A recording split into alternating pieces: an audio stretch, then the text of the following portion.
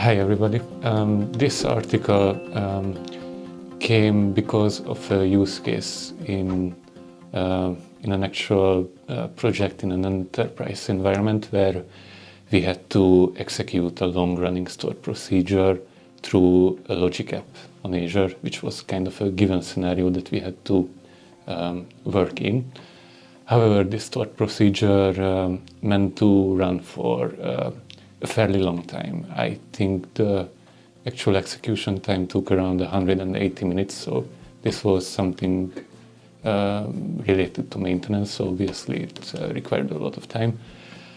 However, it had to run on a schedule. And if you want to run a stored procedure on a schedule, most of the people who work on Azure immediately will think about, okay, I will definitely need a logic app, I will need to schedule it to run on a daily basis or whatever interval we imagine.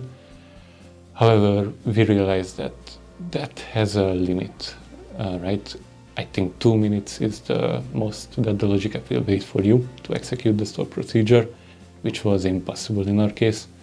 So we kind of skimmed through the documentation and the recommendation of Microsoft and landed on this technology called Elastic Jobs in Azure SQL, which kind of made it possible to execute this stored procedure asynchronously through the logic app, but still rely on the logic app and benefit from all the monitoring and all the alerting features of that product.